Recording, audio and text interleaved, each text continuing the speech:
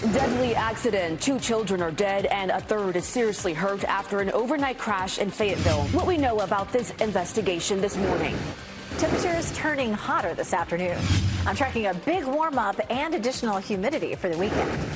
The search continues. 2 escaped inmates are on the run this morning as a reward is being offered for information leading to their capture. The safety and security concerns at the detention center where they are being held. And we are following those stories and more. WRAL News at 8 starts in about 30 seconds. At Leith Honda in Raleigh and Auto Park Honda in Cary, we make your buying process easy. And with every new car purchase, you'll enjoy complimentary oil changes and exceptional service. It's no wonder we've earned so many 5-star reviews. You'll also get peace of mind pricing with every used vehicle, and if it's not the perfect fit, no problem. Bring it back within 3 days for an easy exchange. Visit our showroom at Auto Park Honda in Cary or Leith Honda in Raleigh. It's easier here. Your #1 source for local news. This is WRAL, coverage you can count on. Good morning. The time is 8 a.m. here on your Friday Eve. Thanks so much for joining us. I'm Laura Levine. And I'm Ken Smith. Another nice, comfortable morning. Yeah, it really is. Love it. Let's get over to meteorologist Elizabeth Gardner in the WRAL Weather Center, tracking it all for us. It's a pretty start out there. We take a live look at North Hills right now. Lots and lots of sunshine. Our humidity is nice and low, sitting at 48. That number describes how much moisture is in the atmosphere, and that is low. So not much humidity. Very similar to what we've seen the last several days. Quick warm up going on, though. We jumped to 65 degrees. Our muggy meter way down here at refreshing climbs to steamy as we get into the weekend, and the temperature climbs as well. Now, it'll be hotter this afternoon than it was for game 1, but the humidity stays low. Lots of festivities out there at Lenovo Center. They open the gates at 4 o'clock, 89 degrees. And once again, there's another free concert. Temperatures will be hot to start with, but if you're staying for the watch parties, temperatures will drop into the 70s, and we'll walk through that coming up. Ken? Elizabeth, happening now in the WRAL Traffic Center. We got a crash on I-87 southbound right near the Smithfield Road exit. It's off to the medium right now in terms of how it's affecting your morning commute, but still, you can still see the lingering delays that it's causing there on I-87 in those southbound lanes. So stretching all the way back to Wendell Falls Parkway, things are getting better. In the last 15 minutes or so, that was up to a 10-minute delay. Right now, you're looking at a 10-minute delay. And if you're in a rush this morning, 7 minutes can be a big deal. So don't forget, you've got Business 64 and Nightdale Boulevard as an alternate route if you're coming in from Nightdale and all points east. So we widen out the view, give you a look at some other routes heading into the Raleigh-Wake County area. You're looking at an 8-minute delay if you're coming in from Wake Forest. We were picking up a little bit of a delay between Highway 55 and US 64 there in Apex. Boy, it's getting better this morning. Just a 3-minute delay coming into the Raleigh-Wake County area. That's southern loop of the Beltline. This is what it looks like. I-40 Lake Wheeler Road. Those are the westbound lanes moving away from us this morning. Right now, you're looking at a 7-minute delay, so keep that in mind as you're about to head out, and if that's part of your morning commute. Ken, thank you. Part of Glenwood Avenue in northwest Raleigh is back open after someone in a wheelchair was hit and killed by a car. Police were called out to the scene near Hillburn Drive just after 2:30 this morning. The name of the person killed has not been released. We're still trying to find out if the driver will face any charges. And breaking news this morning, 2 children are dead and a third child seriously hurt in an overnight crash in Fayetteville. This happened on Cedar Creek Road near I-95. Video from the WRAL breaking news tracker shows the badly damaged car there. Investigators say the 2 children killed were both 10 years old or younger. Investigators at that scene said a third child was taken to the hospital with life-threatening injuries. The driver also reportedly suffered injuries but is expected to live. The cause of the crash is still not clear. Police say the section of Cedar Creek Road is still closed this morning. And we're trying to learn more after Wake County deputies say they found someone shot at an apartment complex. This happened on Fayetteville Road last night. This is near the Wake Tech's southern campus, if you're familiar with that area. The deputies say that witnesses were unsure if someone was shot. A man with a gunshot wound was eventually found in an apartment and taken to the hospital. He's expected to be okay. The deputies say a person of interest has been found. Well, this morning, authorities are searching for two inmates who escaped from the Vance County Detention Center. This is a look at the two men that we're talking about who they're searching for behind us. And Laura, a combined $40,000 reward is being offered for information leading to their capture. Let's get to WRAL's Kirsten Clark joining us live outside the Vance County Detention Center this morning. Kirsten, this comes just days after concerns were raised about safety and security at that facility. Yes, Ken. Deputies say both men escaped from this facility around 2 o'clock yesterday afternoon, and they're now considered armed and dangerous. But if you take a look here, you can see there's barbed and razor wire, fencing, and other security measures here at the detention center. And it raises the question of how they even managed to escape in the first place. Now, I want you to take a look at this video from Sky 5 over a nearby scene yesterday, where deputies were searching for 33-year-old Michael Miles and 21-year-old LaShawn Knott. They say both men were being held for multiple state drug trafficking and gun-related charges. And the search for them has since expanded into Wake County. Now, we spoke with Ashley McSwain, whose fiance is incarcerated here at the Vance County Detention Center. And she told us she contacted jail officials in the last week about safety and security concerns, including cell doors not locking and a lack of inmate supervision. There has been reports that a lot of the cells are broken, the doors, so they don't lock, they don't latch. So if there is an issue with, someone you know on the street and you have an issue, you go in here, you're probably going to get beat down because the cells aren't locking. Yeah, so we asked the Vance County Sheriff's Office about McSwain's claims, as well as how the inmates escaped and how they were able to gain access to firearms so quickly after they escaped. We're still waiting to hear back from the Sheriff's Office with answers to our questions. Live in Henderson, Kirsten Clark, WRAL News. So many questions. Thank you, Kirsten. Moving on to the Carolina Hurricanes, where tonight they're looking to tie up the Stanley Cup final before hitting the road this weekend. The Canes face the Golden Knights at Lenovo Center in Game 2 after losing to Vegas on Tuesday. So WRAL's Ali Calabar is live at Lenovo Center this morning. And Ali, Caniacs are hoping for a big comeback. Yeah, we're going to see a lot of people wearing these jerseys. We're going to see a lot of the seats filled here. Nearly 20,000 people are expected to have a seat here and watch for Game 2. Right now, the officials are already on the ice practicing, getting ready for tonight's big game. Now, we're expecting another packed watch party outside Lenovo, but this time, fans are hoping the Canes skate away with a win. The Vegas Golden Knights won Tuesday night 5-4. Tonight is the last time Canes will play on home ice before they head to Vegas for games 3 and 4. We spoke with fans who are excited to have a seat inside Lenovo tonight. Blessed enough to go to every home game still, so we'll be here for Game 2. We'll be at Dan and Jay right here, so we're excited for that and just the very festive experience going out here at the Lenovo Center. Oh yeah, it's going to be very festive for sure. We're seeing that morning skate here. The Canes are going to be out here for their morning skate at 10:30. Puck drops tonight at 8 o'clock at Lenovo Center. WRAL is going to have coverage before and after the game. Reporting live at Lenovo Center, Ali Calabar, WRAL News. And as the Canes look to turn things around for Game 2, you can count on WRAL to have you covered every step of the way. We'll have full team coverage reporting from Lenovo Center throughout our afternoon and evening newscasts. You can look for live team coverage today and throughout the team's entire Stanley Cup final run. Then after the game, turn to WRAL for rapid reaction highlights and analysis. Plus, hear from Caniacs and players on air and online. Well, turning our attention now to what's happening today in Durham. The city council will get an update on crime stats all across the city. The police department will be digging into the numbers from the first quarter of this year. Taking a look at some of those new numbers now. So far in 2026, 13 homicides, which is up from 9 the same time last year and more than 44% increase. Robberies are down, though, in Durham. There were 103 last year compared to 76 this year. That's a 26% drop. Overall, crime is slightly up 365 this year. This point last year, 4.6% increase from last year. Now, all these numbers will be presented by the Durham Police Department at today's work session starting at 1 o'clock this afternoon. Also today in Durham, county commissioners will meet for the final time to discuss its new budget proposal for the upcoming fiscal year. The new budget would include a nearly $11 million increase for Durham public schools and a 2-cent property tax increase for homeowners. That's about $90 more per year for homes valued at about $450,000. A vote on the budget is scheduled for Monday. Duke Energy customers are voicing their frustrations over a proposed 18% electricity rate hike. Roughly 80 people signed up to speak at that meeting last night in Durham. Almost every single one was opposed to the increase. Some people drove for hours just to be there. Last year, Duke Energy made $5 billion in profit.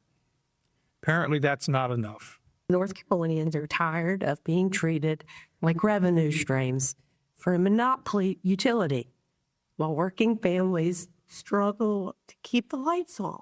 Neither Duke nor the commission has to physically see the people that are disconnected. I have to see them. Duke Energy says it needs this money for a number of reasons. That includes keeping up with growth in North Carolina. Ultimately, it will be up to North Carolina Utilities Commission to make the final decision. Well, top now, 810 Anti-Weaponization Fund. There's uncertainty about the future of the nearly $2 billion DOJ fund after the acting AG said it would not move forward. The response from President Trump and lawmakers in his own party. And restricting data centers. A bill in the state legislature is one step closer to reaching the governor's desk. The debate happening right now at the state capitol. Out the door this morning. Take a look at our muggy meter. It feels refreshing right now, just like it did yesterday, but temperatures will be hotter this afternoon. I'll let you know when the humidity starts to catch up with the heat coming up.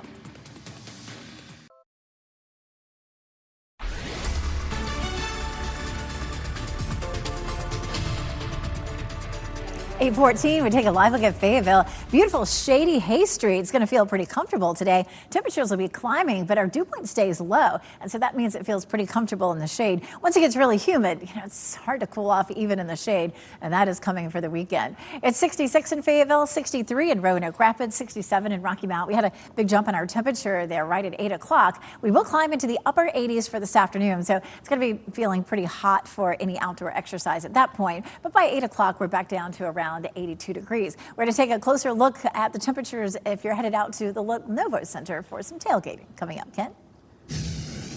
Elizabeth, happening now. Weather and traffic every 10 minutes. That crash on I-87 southbound near the Smithfield Road exit in the clearing phase. It looks like those vehicles are trying to get back into traffic right now, but you can still see the lingering delays. That crash added to the congestion that we see this time of the morning. Going all the way back to Wendell Falls Parkway, you're looking at a 6-minute delay. If you're in a rush this morning, you might want to take Nightdale Boulevard. I'm also monitoring a crash on I-40 eastbound right near the Highway 54, Highway 55 interchange. I'll let you know how that's going to affect your morning commute coming up.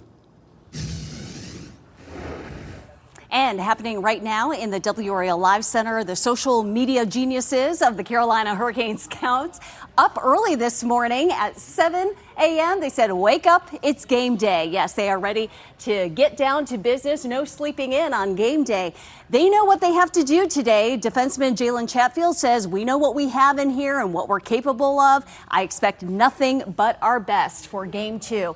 And just within the last 45 minutes, Visit Raleigh says game 2, we are all in. They posted this reel of Caniacs having the time of their lives during game 1 there outside Lenovo Center. Expect the same big game energy for game 2 outside Lenovo Center. The doors will open at 4. There's a free concert there, and everyone bringing good vibes for Carolina Hurricanes for game 2. Big game energy. Renee, thank you. A new bill that cracks down on data centers is one step closer to becoming law in North Carolina. That bill cleared the North Carolina House yesterday, sending it to the Senate. If the bill becomes law, it will require very large data centers to pay more of the cost of the power and infrastructure needed to serve them.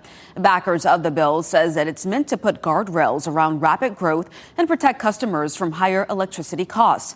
Tech groups warn some rules could make North Carolina less competitive, while others argue the proposal still doesn't go far enough.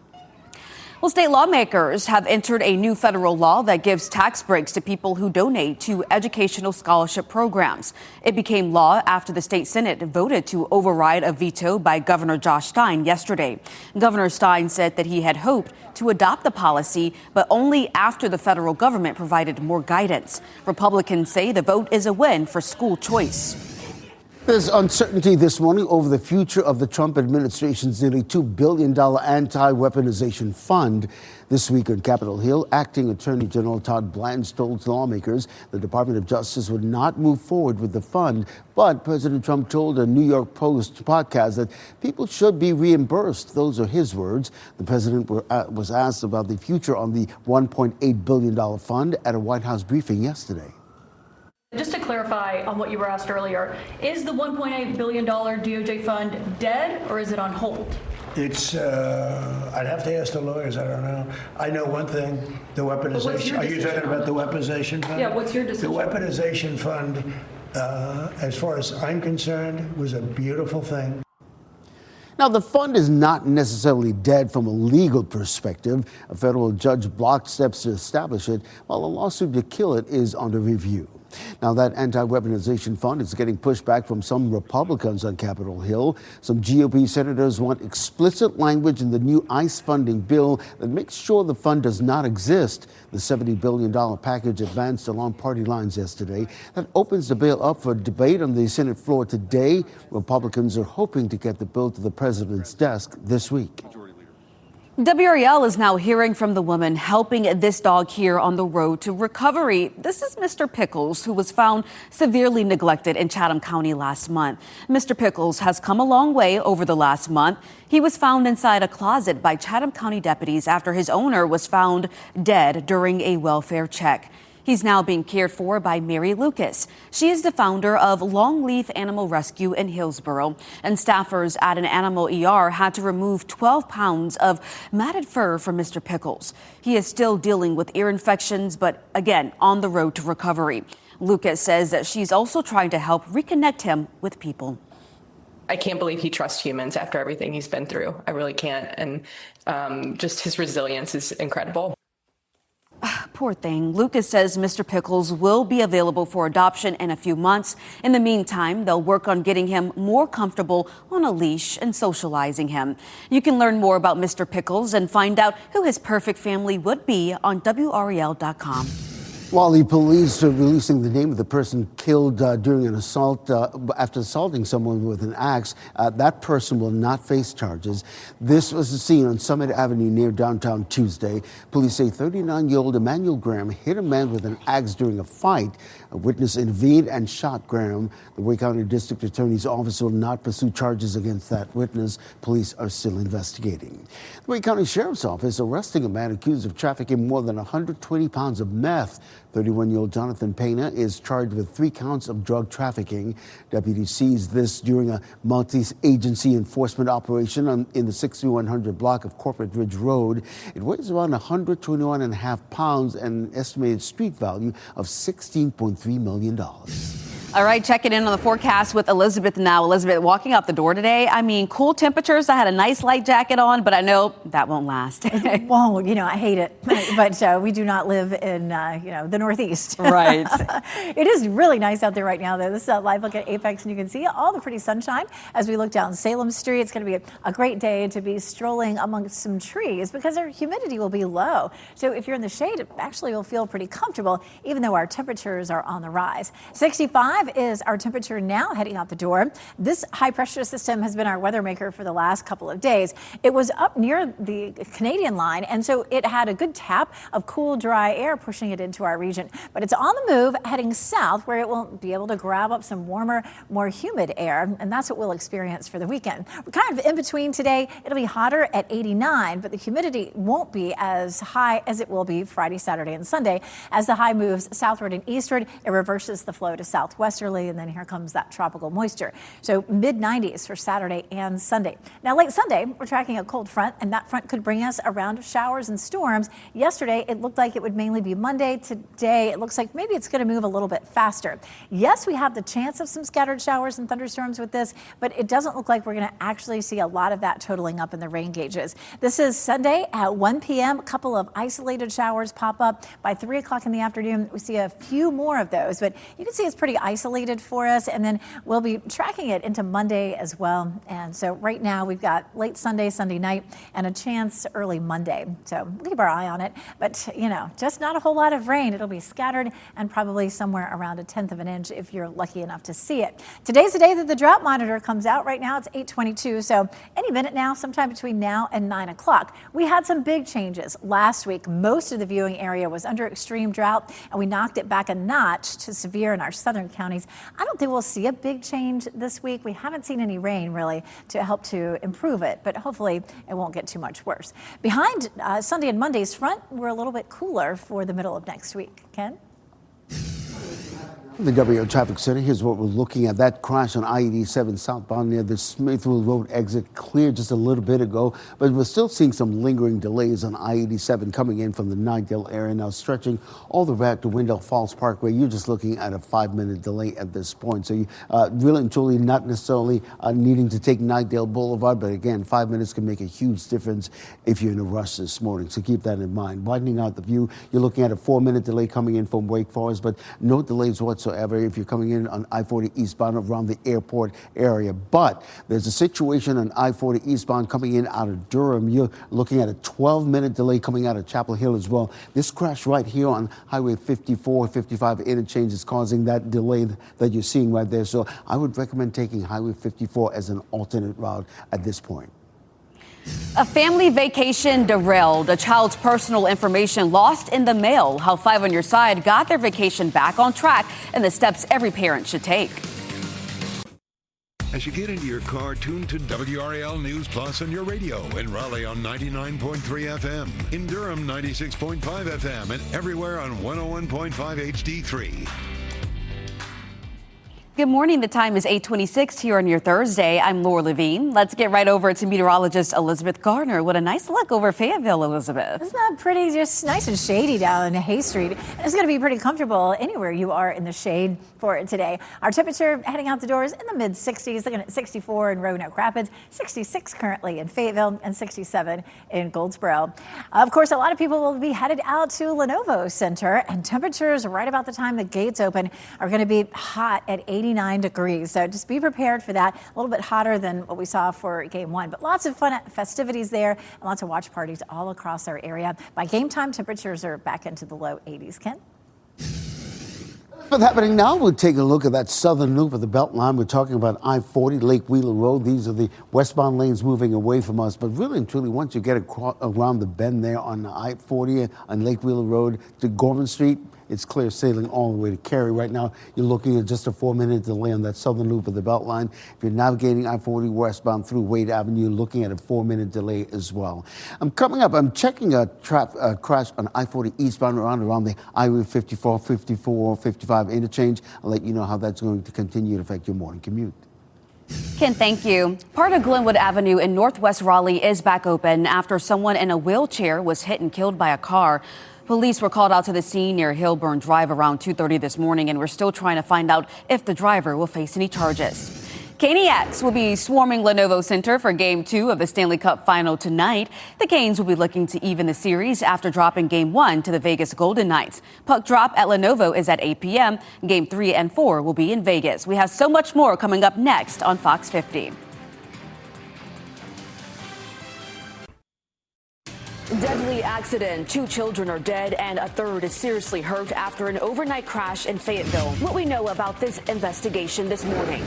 Temperatures turning hotter this afternoon. I'm tracking a big warm up and additional humidity for the weekend. The search continues. 2 escaped inmates are on the run this morning as a reward is being offered for information leading to their capture. The safety and security concerns at the detention center where they are being held. We're tracking those stories, plus a look at the situation on I-40 eastbound coming in from Chapel Hill. We'll have all that coming up. Thanks for being with us. I'm Ken Smith. And I'm Laura Levine. Yes, a lot to get to, including Ken and I. We're ready Yeah. for a puck drop tonight. Let's go, Game Canes. 2. We can do it. All right. Some exciting news to follow as well. With the forecast, it's going to be great tailgating weather, Elizabeth, but also pretty hot out there. It is. You know, game 1, it couldn't have been more perfect. Upper 70s. It was a little bit windy, but really feeling refreshing. About 10 degrees hotter this afternoon. However, the humidity stays low, so, you know, it could be worse. A live look at Apex this morning. 48 is our dew point, so it really feels nice, real comfortable out there. And our temperature is currently 65. We look down Salem Street, and it just looks like a beautiful morning out there. So we sit it refreshing right now. We will eventually climb up through tolerable to steamy as we get into the weekend. But that doesn't happen today. If you're headed out to Lenovo Center, you don't have to have a ticket to enjoy the festivities. They open the gate at 4 o'clock. It'll be hot at 89, and then temperatures gradually dropping. There's a concert, and of course, then later on, a watch party. Watch party temperature time probably around 80 degrees, so it'll start to cool off. Ken? Elizabeth, happening now. Let's start with this southern loop of the Beltline. Give you a live look at I-40 Lake Wheeler Road. The westbound lanes moving away from us this morning. And really, once you get across Gorman Street, it's really clear sailing all the way to Cary. You're looking at a 4-minute delay on that southern loop of the Beltline. Picking up a little bit of a delay on Wade Avenue as you navigate your way to I-40 westbound, but 4 minutes not necessarily going to make you late this morning. So that's really good news. So let's widen out the view, give you a look at some other routes coming into the Raleigh-Wade County area. Things are definitely getting better on I-87. You're looking at a 3-minute delay and just a 5-minute delay if you're coming in from Wake Forest. That situation between US 64 and Highway 55 in Apex has cleared up nicely. So right now you're just looking at a 2-minute delay. The trouble spot that I want to bring your attention to actually is in Durham, right here on I-40 eastbound near the Highway 54 interchange. So coming out of Chapel Hill, right now you're looking at a 12-minute delay, even though that crash cleared just a few minutes ago. You're looking at a 9-minute delay, or 8-minute delay, I should say, for offense in Wake Forest coming in to Durham from Highway 98. If you're getting ready to head into the car, tune us in on the radio, 101.5 HD3. Okay, Ken, thank you. Part of Glenwood Avenue in Northwest Raleigh is back open after someone in a wheelchair was hit and killed by a car. Police were called out to the scene near Hillburn Drive just after 2:30 this morning. His name has not been released, and we're still trying to find out if the driver will be facing any charges. Breaking news this morning, 2 children are dead and another is in critical condition after an overnight crash in Fayetteville. This happened on Cedar Creek Road near I-95. Video from the WRAL breaking news tracker shows the badly damaged car. Investigators say the 2 children killed were both 10 years old or younger. The third child was taken to the hospital with life-threatening injuries. Investigators say it appears that the driver will be okay. The cause of the crash is still unclear. And Laura, we're also trying to learn more about from Wake County deputies about someone shot at an apartment complex. This happened on Fayetteville Road last night. This is near the Wake Tech Southern Campus. Deputies say the witnesses were unsure if someone was shot. A man with a gunshot wound was eventually found in an apartment and taken to an area hospital. He's expected to recover. Deputies say a person of interest has been found. We're also working to learn more about a person found shot in Durham. Officers found the person with a gunshot wound along Old Oxford Road, just north of Dearborn Drive. We've reached out to Durham police to find out exactly what happened and how that victim is doing this morning. A manhunt is on the way right now for 2 inmates who escaped from the Vance County Detention Center. Yes, very disturbing here. Let's give you a look at who authorities are now searching for right now. This is LaShawn Knott there on the right side of your screen and Michael Miles on the left. A combined $40,000 reward is being offered for information leading to their capture. So WRAL's Kirsten Clark is live outside the Vance County Detention Center right now. And Kirsten, this comes just days after concerns were raised about safety and security at the facility. Yes, Laura. Deputies say both men escaped from this facility around 2 o'clock yesterday afternoon, and they're now considered armed and dangerous. But if you take a look here, you can see there's barbed and razor wire, fencing and other security measures at this facility. And it brings up the main question of how they even escaped in the first place. Take a look at this video from Sky 5 over a nearby scene yesterday, where deputies were searching for 33-year-old Michael Miles and 21-year-old LaShawn Knott. They say both men were being held for multiple state drug trafficking and gun-related charges. Officials also say the two knew each other before they were arrested. The search for both Miles and Knott has expanded into Wake County. And listen to this Broadcastify radio traffic detailing the alert to law enforcement. Wake units, be advised of a jailbreak run of inmates from Vance County. It's going to be two black males heading towards the apartments on Young Street. Two possible suspect vehicles include an older model Chevy Tahoe, a black Ford pickup truck. Yeah, so officials have asked people to make sure their car doors, garages, sheds are locked and to check any home security footage for any possible clues. Coming up in the next half hour, we'll tell you the questions that we're asking Vance County law enforcement, as well as what we heard from a woman who says she took some security concerns straight to the detention center just last week. Live in Henderson, Kirsten Clark, WRAL News. Yes, we definitely want to hear from her. Kirsten, thank you so much. And you can stay on top of the search for these two inmates by pulling out your phone and downloading the WRAL News app. Also, be sure to turn on your push notifications so you can know the minute they are found. Well, tonight, the Carolina Hurricanes are looking to tie up the Stanley Cup final before hitting the road this weekend. They lost 5-4 to the Vegas Golden Knights. We're just a little more than 11 hours away from when the puck drops tonight. Let's bring in WRAL's Ali Candlebar. She's live at Lenovo Center, bringing the energy, and Caniacs will be out in full force again tonight, Ali. Oh, yeah, we're waiting for this puck to drop later tonight. We're hoping to see a lot of these in the goals for the game, on the Cane side, of course. For game 2, we're seeing the officials practice right now, getting their morning skate in before the Canes take the ice for their morning skate. There's going to be a lot of watch parties, another weekday night filled with them across the triangle, but this time fans are hoping the Canes skate away with a win. The Canes lost in the last period Tuesday night, 5-4. Tonight is the last time Canes will play on home ice before they head to Vegas for games 3 and 4. Fans tell us they see the support all over the area. Everyone cares about the Canes around here. It doesn't matter if you don't care about hockey or not. Like, the Canes are a part of the culture here, and I think that's what makes the Canes so special. And we know the Canes are so special to us here in the...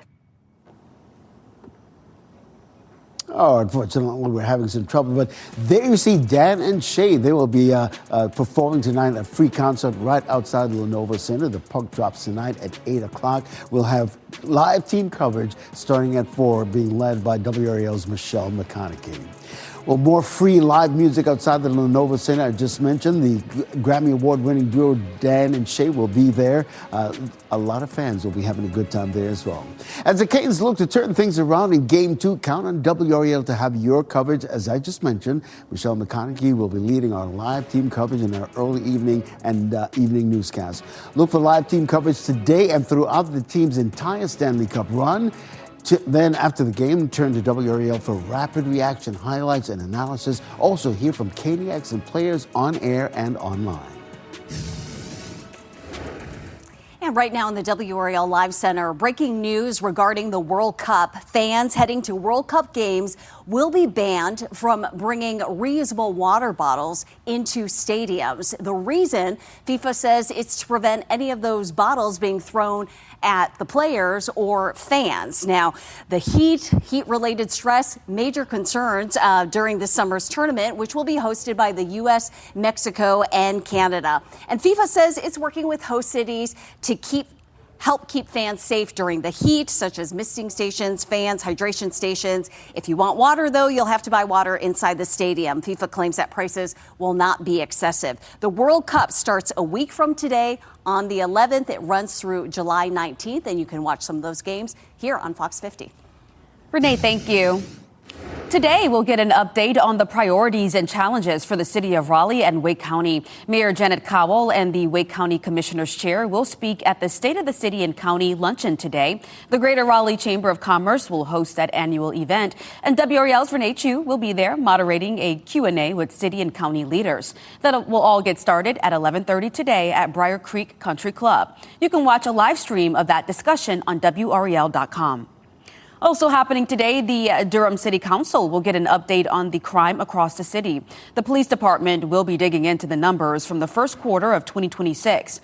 Taking a look at some of that data here, so far this year, there have been 13 homicides, which is up from 9 at the same time last year, a more than 44% increase. Robberies are down in Durham. There were 103 at this time last year, and in 2026, only 76, which is a more than 26% drop. Overall, violent crime is up slightly. There have been 365 violent crime incidents reported this year, a 4.6% increase from last year. All of these numbers will be presented by the police department at today's work session at 1 p.m.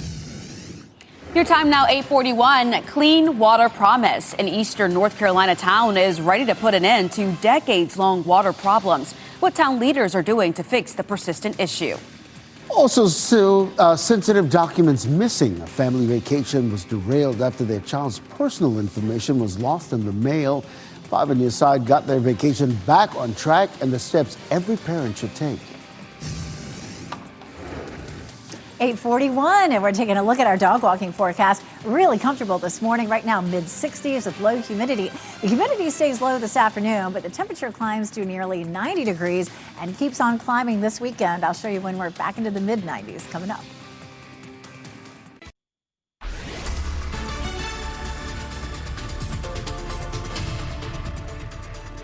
(8:45), and we're taking a look at downtown Raleigh right now, past the North Carolina Museum of Natural Sciences. Looks beautiful out there right now. Lots of sunshine, comfortable temperatures. 66 in Fayetteville, 68 in Roanoke Rapids, 69 Goldsboro, 67 in Rocky Mount. Humidity is nice and low right now, and it will stay that way this afternoon. I know a lot of people will be out heading to the festivities at Lenovo Center or to other watch parties across our area.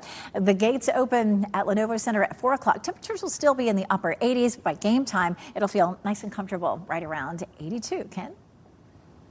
Elizabeth, happening now. We got some heavy congestion on some of our routes, including US 1 coming in out of Apex between Highway 55 and US 64. But the other trouble spot I want to bring your attention to is I-40 eastbound coming in out of Chapel Hill, right around the Highway 54 interchange. There was a crash there earlier that has since cleared. But if you're coming in from Chapel Hill this morning, you definitely want to use State Highway 54 as an alternate route at this hour. Okay, Ken, thank you. Roughly 1 out of 50 children will have their personal identity stolen. Out of fear this could happen to their child, a local family reached out to 5 on Your Side when their child's birth certificate was lost during the passport approval process. Here's 5 on Your Side's Keely Arthur with a preview of the story that she's working on for tonight. A local parent and educator contacted me after she received a letter from the U.S. State Department confirming the federal agency had lost her daughter's birth certificate during the passport application process. While it's unknown if her daughter's information was actually compromised, it's important to take steps when sensitive information like a birth certificate goes missing. Here's what I want you to do. First, report the loss to the agency or organization that was handling the document and ask for a written record of the incident. Keep detailed notes of every phone call, email, case number, and person you speak with. Next, place a credit freeze with all 3 major credit bureaus. Children can become victims of identity theft even if they don't have a credit history. And monitor for signs of identity theft, including unexpected mail, government notices, or collections letters. And consider filing an identity theft report with the Federal Trade Commission if you believe the information may have been misused. Now, finally, watch your child's credit periodically. A child typically should not have a credit report, so if the existence of one is there, it could be a big red flag. Coming up tonight on WRAL News at 6, what happened to the family's missing birth certificate once I got involved. Keely Arthur, 5 on Your Side. 2 people are without a place to live this morning after a house fire in Nightdale. Skyfire flew over that home on Topping Lane. This happened around 4:45 yesterday afternoon. It took firefighters around 20 minutes to get the fire under control. The people inside were able to get out safely and no one was hurt. The cause of the fire remains under investigation. This morning, a man is in jail after police say he shot another man in Cary. Cary police say Noah Carroll was arrested for shooting a man on Brickfield Drive Tuesday night. Carroll is charged with assault with a deadly weapon with intent to kill and discharging a weapon into an occupied property. The man went to the hospital. Police have not yet said how serious his injuries are or what led up to this shooting. An eastern North Carolina town says it's ready to put decades-long water problems in the past. Elm City had a water outage last week that lasted hours. It's just the latest in a series of water concerns, including decades of complaints about discoloration and poor taste. Elm City Commissioner Gabe Mirando says that fixes are underway, pointing to a well rehab project that will place brand new filtration and well systems that will support the entire town. But people who live there are skeptical. People will hear this and say, we have been promised solutions in the past, and they have not come. Right. What makes this time different? We have the projects not just in place, but moving ahead. They're ready to go. Half of them have been bid out. The 2 of them are already in progress with contractors working on them. So it's moving ahead. And he says the hope is for the well project to be done by the end of the year. It's a facility that Duke Energy says helps to restore your power quickly during a storm. The utility company gave a behind-the-scenes tour of its distribution control center in Raleigh yesterday. The 24/7 building coordinates utility crews and outage responses. Monday marked the start of hurricane season, and crews say they're preparing for more demand.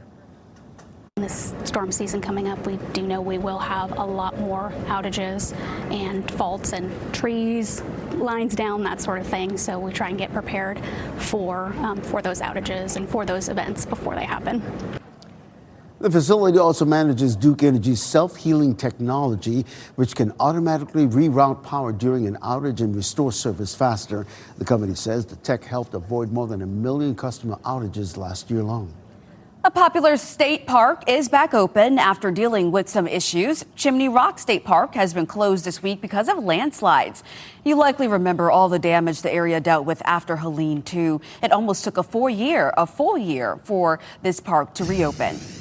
New direct flights are coming to RDU now. The airport announced that Bermuda Air will start offering flights to Turks and Caicos and Belize. They'll run twice a week starting in December. The flights will only be offered in the winter and spring months. Tickets go on sale starting tomorrow. Got some big news in the sports world. Former NC State football player Russell Wilson, announcing he's retiring from the NFL.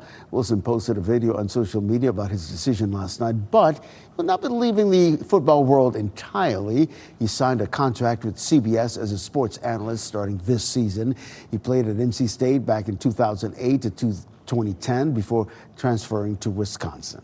He's still one of us. Yes, he's still a NC State. North Carolina is a part of him. All right. Well, turning to the forecast now, North Carolina is looking real nice right now. Elizabeth, cool temperatures to start the day. It feels very comfortable right now. We have a nice low dew point, much lower than we often have this time of year. We take a look outside and we're looking across the legislative building, just a little light breeze there and nothing but sunshine. 48 is our dew point, which is very comfortable, and 65 is our temperature, which feels nice and cool. So if you had something you wanted to do outside, I would get out there and get it done before lunchtime. 68 in Durham, but still 56 in Chapel Hill, 64 in Garner, 63 right now in Rollsville. Our temperature change is definitely on its way up, anywhere from a couple of degrees to as much as 7 degrees warmer than this time yesterday. But yesterday, we also set a record low. Here's a look at what is controlling our weather. It's this high pressure system here. A day or so ago, it was up near the Canadian border where it was, right there along with some of that cool, dry air that it could push down into our region. So that's why we feel so comfortable. Well, it's on its way south now, and now it's going to start to tap in some of that tropical air. So it'll be warmer, it'll be more muggy, but we won't feel the mugginess just yet. It's definitely going to be warmer if you're headed out to Lenovo Center to do some tailgating. At 5 o'clock, it's still going to be in the upper 80s. But if you have one of those pop-up tents, you actually should be pretty comfortable. By 7 o'clock, 84 degrees. Just a reminder that there are a lot of things happening. There's a free concert and also a watch party that's free. You do have to pay for parking, but you don't have to have a ticket to get in. If you're at one of the many other watch parties across our area, 8 o'clock, 82 degrees. And by the time the game is over, temperatures should be in the low 70s. We are going to see our dew point or our humidity really starting to climb this weekend. We'll go from refreshing and comfy to more like steamy by the time we get to Sunday into Monday. And our highs climb into the mid 90s for Saturday and Sunday. So it's definitely going to be hot. We could continue to see some warmer than normal temperatures, but a front on Sunday into Monday should cool us off a bit for next week. We'll talk about the timeline for those showers and storms coming up. Elizabeth, thank you. And coming up here, before we go to break, here are the winning lottery numbers. We will have another check on weather and traffic next.